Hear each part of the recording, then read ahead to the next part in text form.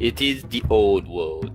War rages never ending. On an ancient battlefield, a clash of arms between armies was being played out once again. Elusive was victory for both sides, who settled to call for a truce from literal exhaustion. Leaders talked while soldiers waited.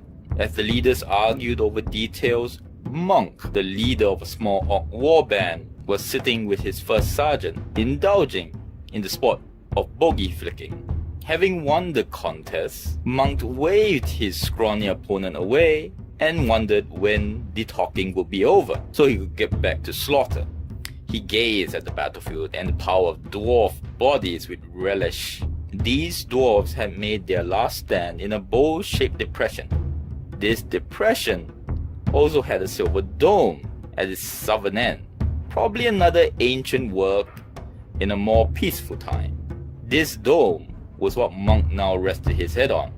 Growing bored and hungry, Monk went scrambling in the earth for an earthworm or two for a snack.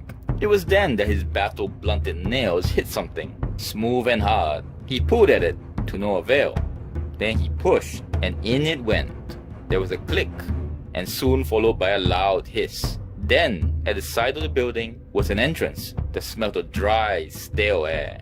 Monk gazed into the entrance to see the glittering hall, adorned with strange armor, peculiar mosaics lining the floor, and at the center, a great bejeweled pedestal which sat an enormous book.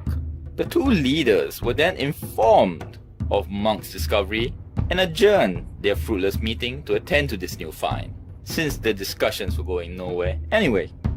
Now, since both leaders could not read, all they could conclude was that the building was an ancient temple.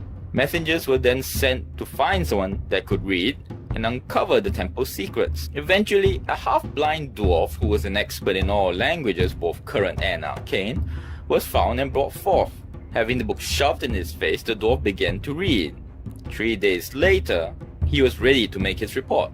A podium was quickly erected for him before the Silver Temple, and the dwarf spoke.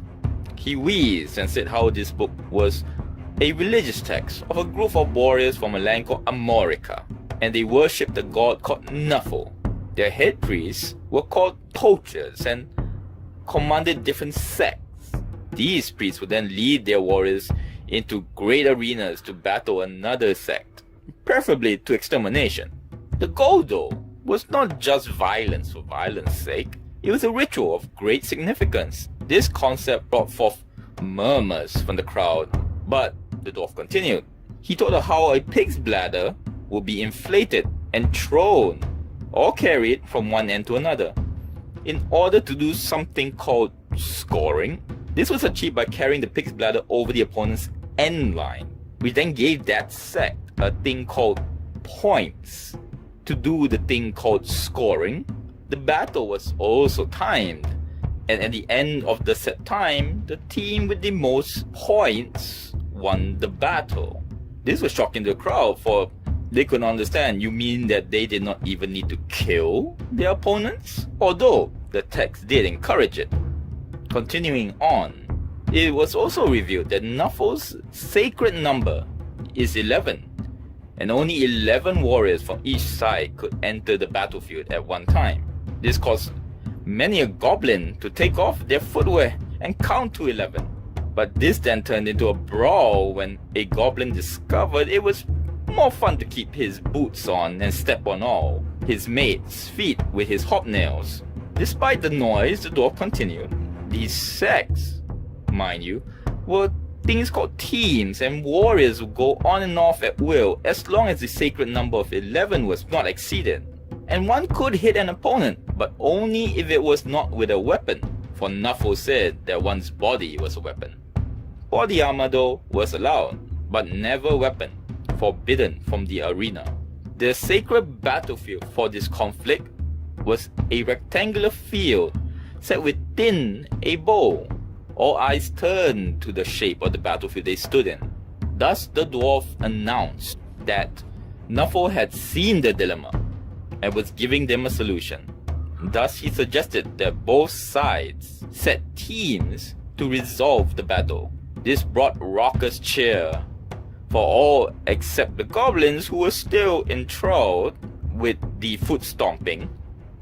Thus it was that the first game of Nuffle Amorica football was played.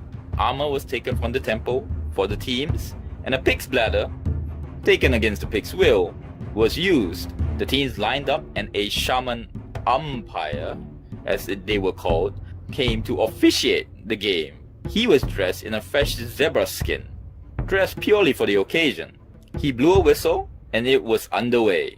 There was no pitch, little rules, and no lines, and no one remembered who won, but only knew that they had a lot of carnage and fun. The battle over, the various sides dispersed to carry the news of this great conflict game to their homelands. It was while those who remained, who were sweeping up the arena, who discovered that under the mud was a green surface with strange lines and symbols. The field was then scrubbed clean, and the sacred Griddian spoken of in the book was found. The dwarf seer who read the book adopted the title of Sacred Commissioner Rosael after a priest of high standing in the book. Offering a prayer to Nuffle and organizing the first sect meetings, or rather team meetings, the dwarf's mind burned with plans for the future. Plans that will culminate in the toughest team meetings in an offering to the great god Nuffle, which would become the BloodBowl. Next time, the early years of BloodBowl. So, subscribe, comment, let me know what you think. Thank you very much. Till next word.